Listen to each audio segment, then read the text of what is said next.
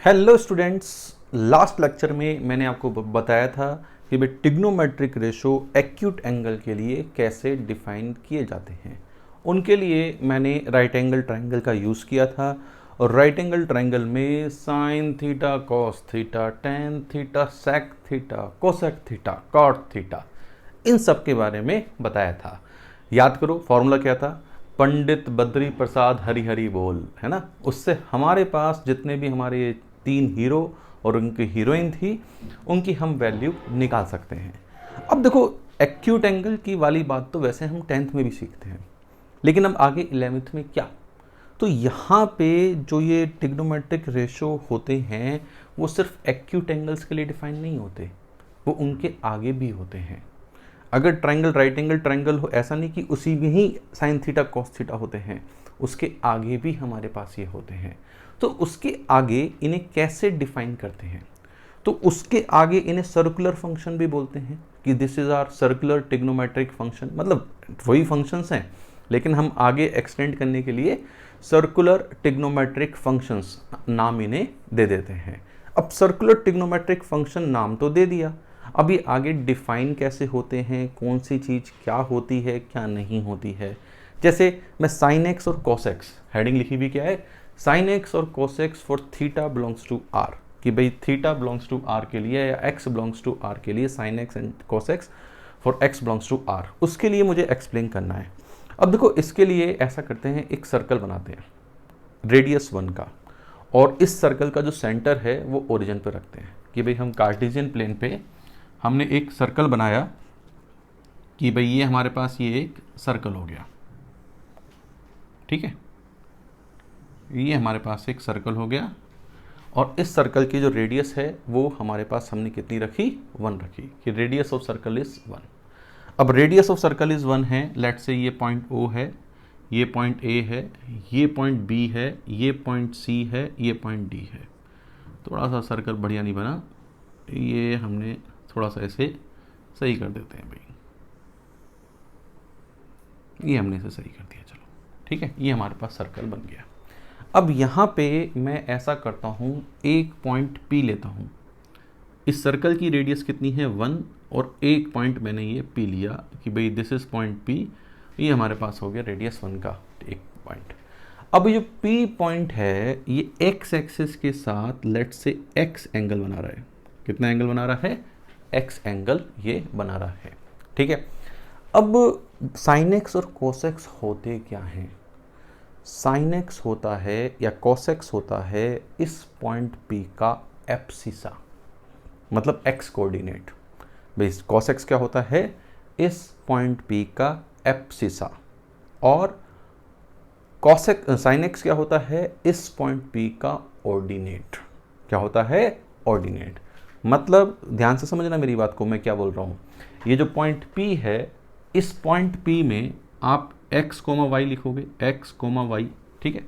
तो इस point P का जो x है, जो एब्सिसा है, वो है हमारे पास कोसेक्स। तो इसका ये पॉइंट है क्या हमारे पास, दिस वन विल बी कोसेक्स। भाई ये एंगल x हमारे पास रेडियन में है, तो किसी भी पॉइंट P का जो एब्सिसा होगा वो हमारे पास क्या होगा, कोसेक्स, ठीक बात।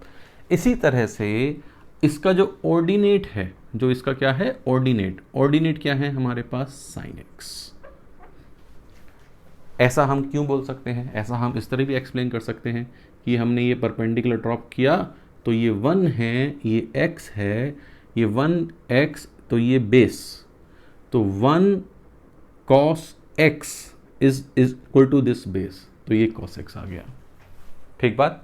इसी तरह से ये परपेंडिकुलर है, तो 1 या perpendicular upon 1 is equal to sine x, तो ये परपेंडिकुलर कितना आ गया, साइन एक्स। तो हमारे पास theta x belongs to r को डिफाइन करने के लिए हम इसे इस तरीके से डिफाइन करते हैं सर्कुलर ट्रिग्नोमेट्रिक फंक्शन से, कि भाई x एंगल है, तो एब्सिसा x वाली वैल्यू जो है वो तो है कोसेक्स, और y वाली वैल्यू क्या है, साइन x, ये हमारे पास होता है। अब देखो यहाँ पे इस पॉइंट की ओरिजिन से डिस्टेंस 1 है, सर्कल की रेडियस 1 है, तो इन दो पॉइंट के बीच की distance sine square x plus cos square x हमेशा कितना होगा, 1 होगा, हाँ या ना।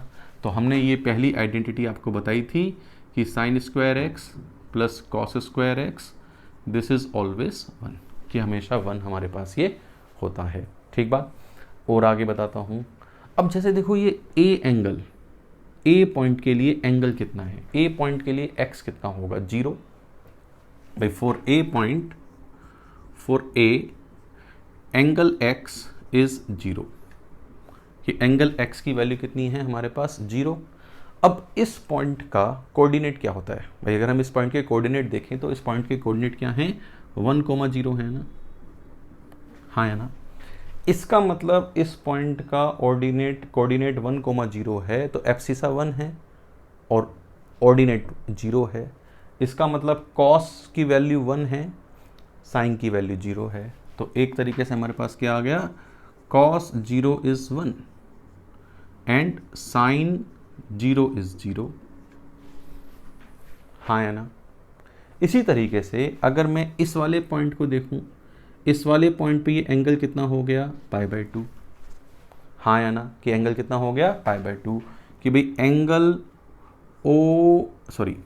AOB, एंगल AOB कितना है अपने पास, π/2 है, हाँ या ना। अब एंगल AOB अपने पास π/2 है, इस पॉइंट के लिए x होगा 0, y होगा 1, सही बात। तो cos π/2 कितना है, 0, sin π/2 कितना है, 1, तो cos π/2 is 0 and sin π/2 is what, 1। ये तो खैर हमने पहले भी बता दी थी। आगे घूमते हैं। जैसे इस C पॉइंट के लिए ये कितना एंगल हो गया भाई, कितना एंगल हो गया, ये पाई हो गया ना, कि एंगल COA कितना हो गया, पाई। ठीक बात। अब इस पॉइंट के लिए ये जो ये पॉइंट है, या इस पॉइंट के लिए इसके कोऑर्डिनेट क्या हैं, -1,0, यस और नो। तो cos पाई कितना, -1, sin पाई कितना, 0। लिख लेते हैं कि cos पाई कितना, -1, sin पाई कितना, 0।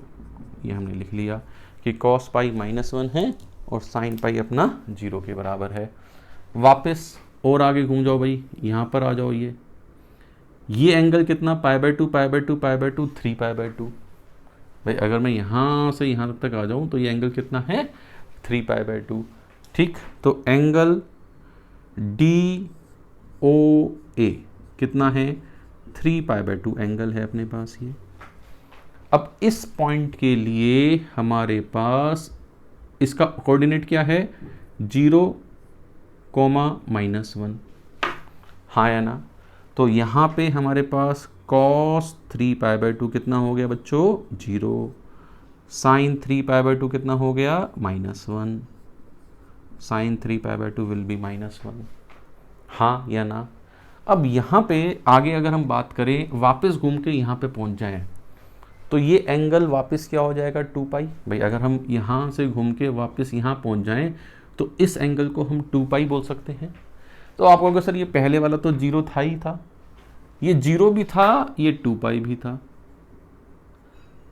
हाँ या ना भाई। 0 भी था भाई, 0 वहीं पे रहे और घूम के वहाँ पे पहुँच गए तो 2π हो गया।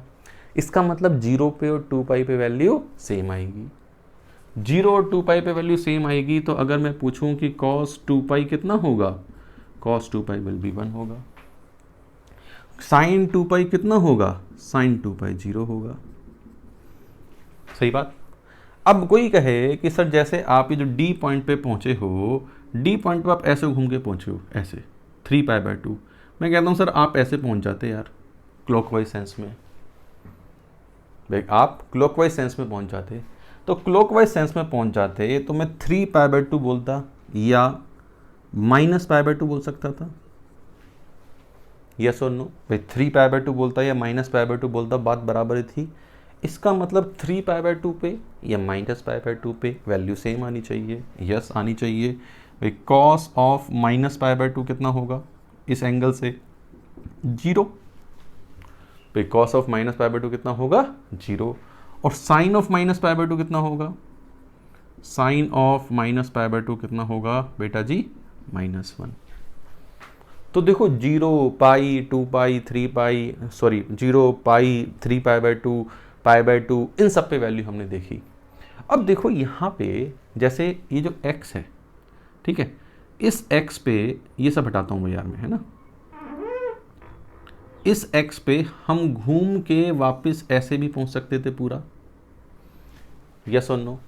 इसका मतलब x हो या x + 2 पाई हो, वैल्यू सेम आनी चाहिए ना भाई। x हो या x + 2 पाई हो, साइन और कॉस दोनों की वैल्यू सेम आएगी या नहीं आएगी? सोचो कि भाई x ऐसे पहुंचे या पूरा एक 2 पाई घूमे फिर x पहुंचे। तो एंगल की दृष्टि से x और 2 पाई + x, साइन और कॉस की दृष्टि से ये दोनों बराबर होने चाहिए या नहीं होने चाहिए? मतलब cos 2 पाई + x क्या cos x होना चाहिए? हाँ या ना? इसी तरह sin 2 पाई + x क्या sin x होना चाहिए? हाँ या ना?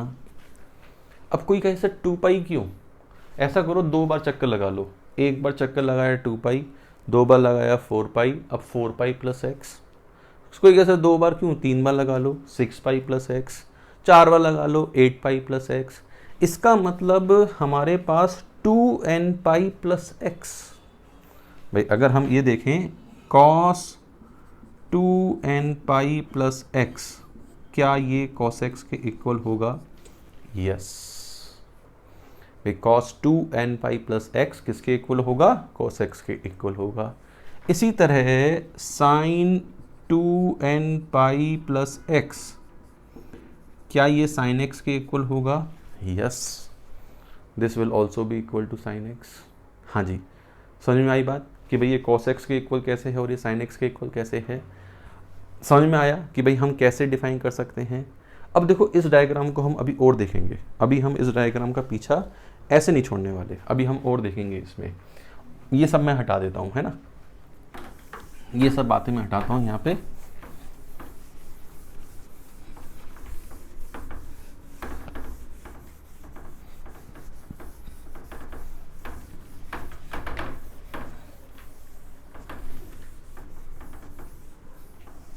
हाँ जी, जैसे सपोज करो हमने इस डायग्राम को वापस बना लिया कि यार ये डायग्राम हमारे पास वापस बना लेते हैं। ये हमने डायग्राम वापस बना लिया, ये सर्कल हमने वापस बना लिया, ये सर्कल हमारे पास हो गया, ठीक है। अब ये सर्कल वापस हो गया तो भाई ये जो क्वाड्रेंट है, ये क्वाड्रेंट है फर्स्ट क्वाड्रेंट, ये क्वाड्रेंट कौन सा है? Second quadrant. ये क्वाड्रेंट कैसा है? Third quadrant. ये क्वाड्रेंट कैसा है? Fourth quadrant. This one is second quadrant, this one is third quadrant and this one is fourth quadrant. ये 4 क्वाड्रेंट हमारे पास हो गए, है ना।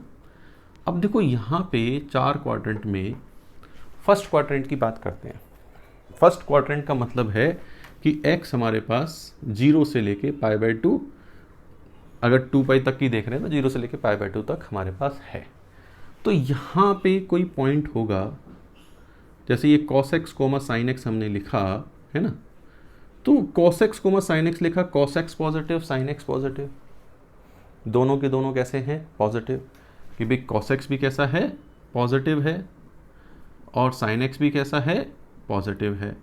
अब cos x और sin x पॉजिटिव हैं तो इन दोनों का रेशो, मतलब sin x upon cos x, वो भी कैसा होगा? पॉजिटिव। tan x भी पॉजिटिव है। अब भैया तीनों ही पॉजिटिव हैं, cos x भी पॉजिटिव है, sin x भी पॉजिटिव है, tan x भी पॉजिटिव है, तो इनकी जो हीरोइन है वो इनकी रेसिप्रोकली तो होती हैं। तीनों हीरो पॉजिटिव हैं तो उनकी हीरोइन कैसी होंगी? पॉजिटिव। ठीक बात। तो cos x, sin x, tan x मतलब ऑल, सारे के सारे यहाँ पे कैसे होते हैं? पॉजिटिव। अब देखो अगर x यहाँ पर होता भाई, x ये होता सेकंड क्वाड्रेंट में, पॉइंट यहाँ पर होता, तो यहाँ जो पॉइंट होता उसका एब्सिसा कैसा होता? नेगेटिव, लेकिन ऑर्डिनेट कैसा होता? पॉजिटिव। तो सेकंड क्वाड्रेंट में अगर हम सेकंड क्वाड्रेंट की बात कर रहे हैं तो एब्सिसा क्या है? cos x, तो cos x कैसा होगा? नेगेटिव, लेकिन ऑर्डिनेट कैसा होगा? पॉजिटिव। ठीक बात, कि भाई cos x तो नेगेटिव है और ऑर्डिनेट कैसा है, पॉजिटिव है, लेकिन इन दोनों का रेशो साइन tan x वो कैसा होगा, पॉजिटिव अपॉन नेगेटिव, कैसा होगा, नेगेटिव। ठीक बात। थर्ड क्वाड्रेंट की बात करते हैं, घूम के यहाँ पर आ गए कोई पॉइंट पे, ये घूम के यहाँ तक आ गए, है ना। अब घूम के यहाँ पर आ गए थर्ड क्वाड्रेंट में, तो यहाँ पे क्या होगा भाई, थर्ड क्वाड्रेंट में क्या क्या होगा बताओ जल्दी मुझे, what is in third quadrant, cos x वो भी नेगेटिव, sin x ऑर्डिनेट वो भी नेगेटिव। तो cos x और sin x दोनों नेगेटिव हैं, तो इनका जो रेशो होगा वो पॉजिटिव होगा या नेगेटिव होगा, इनका रेशो पॉजिटिव होगा। भाई नेगेटिव अपॉन नेगेटिव कैसा होगा, पॉजिटिव होगा। सही बात। फोर्थ क्वाड्रेंट की बात कर लेते हैं भाई, फोर्थ क्वाड्रेंट में है कोई एंगल कि भाई हम घूम के यहाँ पे फोर्थ क्वाड्रेंट में आ चुके हैं, ये फोर्थ क्वाड्रेंट में आ गए। ठीक बात। अब फोर्थ क्वाड्रेंट में आ गए तो यहाँ पे हमारे पास cos x जो है वो कैसा है, पॉजिटिव, sin x भाई इस क्वाड्रेंट में y एक्सिस के इधर है, तो x कैसा है, एब्सिसा कैसा है, पॉजिटिव, तो cos x कैसा है, पॉजिटिव। x एक्सिस के नीचे है तो ऑर्डिनेट कैसा है, नेगेटिव, तो sin x कैसा है, नेगेटिव। एक पॉजिटिव है एक नेगेटिव है, तो इनका जो रेशो है वो कैसा है, नेगेटिव। चमका जी बात। तो कब पॉजिटिव हैं कब नेगेटिव हैं ये देखा हमने। पहले क्वाड्रेंट में ऑल भाई साइन कॉस टेन सब पॉजिटिव, दूसरे क्वाड्रेंट में साइन पॉजिटिव, कॉस और टेन नेगेटिव, तीसरे क्वाड्रेंट में साइन और कॉस तो नेगेटिव लेकिन टेन पॉजिटिव, फोर्थ क्वाड्रेंट में कॉस पॉजिटिव साइन नेगेटिव लेकिन टेन नेगेटिव। भाई कॉस पॉजिटिव है बाकी दोनों नेगेटिव हैं। इसको याद इस तरह भी करवाते हैं, all student to college, all student to college. ठीक है, सारे student, all schools to college मतलब सब स्कूल से कॉलेज जाते हैं, तो ऑल सारे, सारे पॉजिटिव हो गए। एस मतलब साइन वाला पॉजिटिव है बाकी नेगेटिव है, टी मतलब टेन वाला पॉजिटिव है बाकी नेगेटिव है, एंड सी मतलब कॉस वाला पॉजिटिव है और बाकी नेगेटिव है। तो कौन सा पॉजिटिव है और कौन सा नेगेटिव है ये हमने यहाँ पे देख लिया। जैसे मैं कहता हूँ कि आपके पास 10x माइनस 3/2 दे रखा है, अब बताओ x कौन से क्वाड्रेंट में हो सकता है। 10x नेगेटिव दे रखा है, 10x हमें कैसे दे रखा है, नेगेटिव दे रखा है। 10x नेगेटिव दे रखा है तो हमारे पास ये सेकंड क्वाड्रेंट में हो सकता है या फोर्थ क्वाड्रेंट में। ये सीधा आंसर क्या है, सेकंड और फोर्थ क्वाड्रेंट, कि this will be in second और फोर्थ क्वाड्रेंट। जैसे मान लो क्वेश्चन नंबर 2, भाई क्वेश्चन नंबर 2 जैसे हमें दे रखा है, सपोज करो कि मैं कहता हूँ कि भाई sin x is equal to -3/5, ये दे रखा है, sin x is equal to -3/5। ठीक है, and theta is not in fourth quadrant, theta is not in fourth quadrant, find value of tan x and cos x। अब देखो यहाँ पे sin x -3/5 है, तो sin x नेगेटिव है, sin x negative है तो साइन कौन से क्वाड्रेंट में हो सकता था, या तो थर्ड या फोर्थ, या तो थर्ड में हो सकता है या हमारे पास फोर्थ में हो सकता है। फोर्थ में मना किया है तो इसका मतलब हमें x कौन से में है, x is in third quadrant, कि x अपने पास थर्ड क्वाड्रेंट में है। अब हमें cos x और tan x की वैल्यू निकालने को कहा है। थर्ड क्वाड्रेंट में tan तो होता है पॉजिटिव और cos होता है नेगेटिव, मतलब ये हमें कंफर्म हो जाना चाहिए कि भाई cos की वैल्यू तो नेगेटिव आएगी और tan की वैल्यू पॉजिटिव आएगी।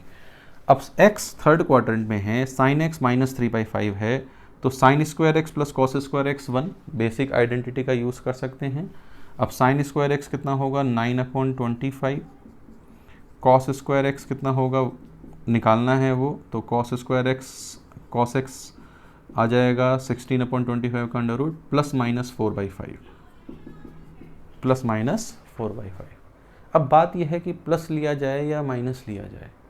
थर्ड क्वाड्रेंट में कॉस पॉजिटिव होता है या नेगेटिव होता है? थर्ड क्वाड्रेंट में कॉस नेगेटिव होता है, तो नेगेटिव होता है तो कॉस एक्स मेरे पास कितना आ गया, -4/5। साइन एक्स पता है, कॉस एक्स पता है, तो इनका रेशो tan x निकाल सकते हैं। तो tan x हमारे पास क्या आ जाएगा, 3/4। माइनस से माइनस देखो अपने आप पॉजिटिव आ गया। तो साइन एक्स निकाला, कॉस एक्स निकाला। इस तरह से क्वाड्रेंट में कि भाई कौन से क्वाड्रेंट में कौन सी चीज़ हम निकाल सकते हैं, ये हम यहाँ पे देख सकते हैं। जैसे सपोज करो एक क्वेश्चन और कर लेते हैं।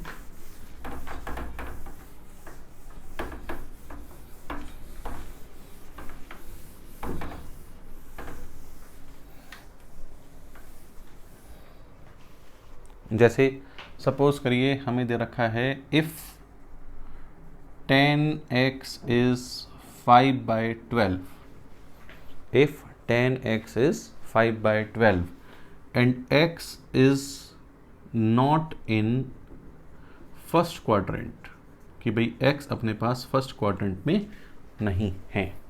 अब tan x 5/12 है, x is not in first quadrant, और हमसे पूछा जा रहा है cos x निकालो और sin x निकालो, ठीक है, बस ये दोनों चीज़ हमें निकालो, ठीक है। अब यहाँ पे tan x 5/12 है, x is not in first quadrant बेटा जी, x फर्स्ट क्वाड्रेंट में नहीं है, तो x कौन से क्वाड्रेंट में है भाई, x फर्स्ट क्वाड्रेंट में नहीं है और 10 पॉजिटिव है, तो x कौन से क्वाड्रेंट में है, अगेन थर्ड क्वाड्रेंट में, x is in third quadrant, कि x हमारे पास थर्ड क्वाड्रेंट में है। अब x अपने पास थर्ड क्वाड्रेंट में तो आ गया, तो इसका मतलब साइन और कॉस दोनों कैसे आएंगे, नेगेटिव। अब देखो यहाँ पे ये हमारे पास है एक तरीके से परपेंडिकुलर, और ये हमारे पास क्या है, बेस। भाई tan x perpendicular upon base होता है ना, तो परपेंडिकुलर अपॉन बेस ये है, तो हाइपोटेनियस क्या आ जाएगा, 13 आ जाएगा। हाइपोटेनियस कितना आ जाएगा, 13, है ना। अब ये बताओ कॉस थीटा क्या होता है, कॉस थीटा होता है बेस अपॉन हाइपोटेनियस, मतलब 12 अपॉन हाइपोटेनियस 13। इसको पॉजिटिव रखना है या नेगेटिव रखना है, थर्ड क्वाड्रेंट में है, सोच के बताओ पॉजिटिव रखूं या नेगेटिव रखूं, इसको नेगेटिव रख लो।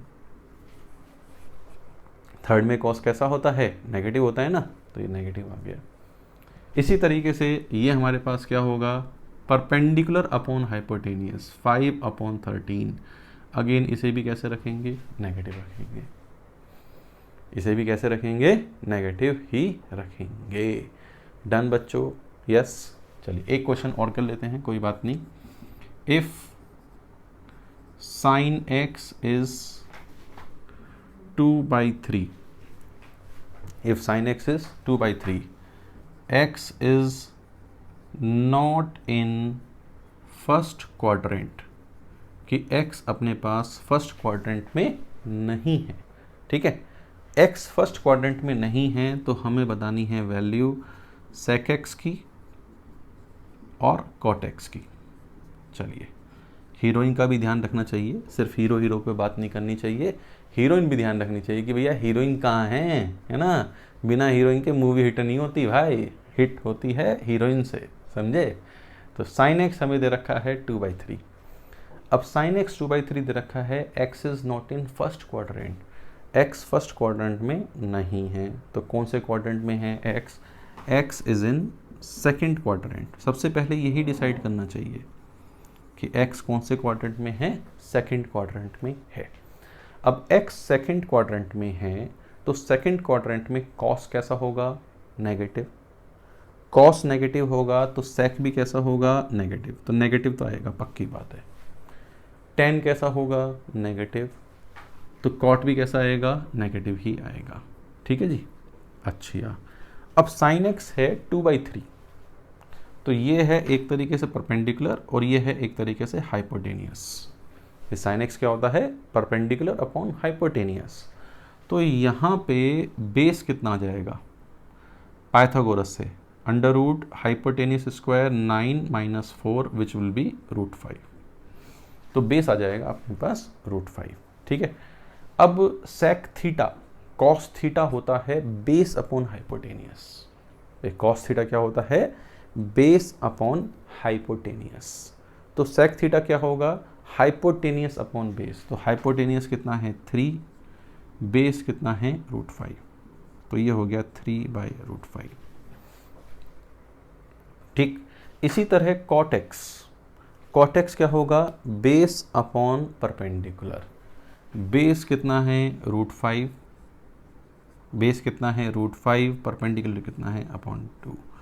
तो cot x is -5/2 and sec x is -3/√5।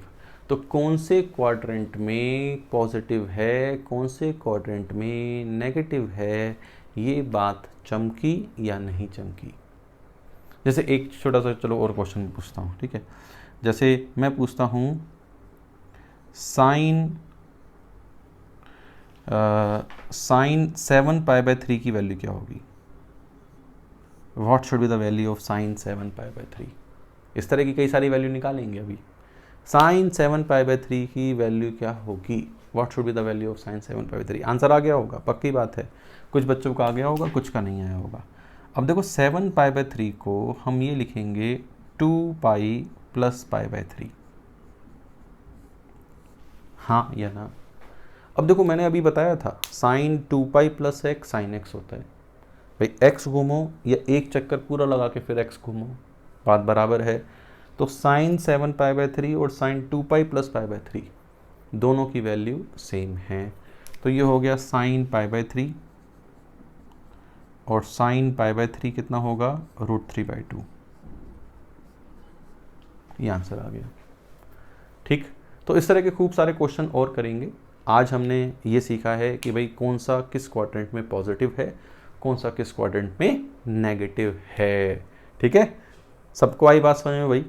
उम्मीद करता हूँ ये लेक्चर, देखो बहुत ही बेसिक लेक्चर है, लेकिन ये बेसिक चीज़ें समझनी ज़रूरी हैं।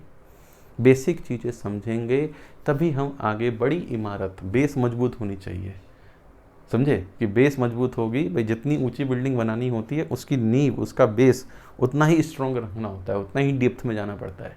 तो हमें बहुत ऊंची बिल्डिंग बनानी है तो हम अपना बेस बहुत स्ट्रॉन्ग रखेंगे। ठीक है, तो आज के इस लेक्चर में इतना ही। उम्मीद करता हूँ ये लेक्चर आपको अच्छा लगा होगा, पसंद आया होगा। आप इसे देखिए, लाइक करिए, शेयर करिए। Thank you very much.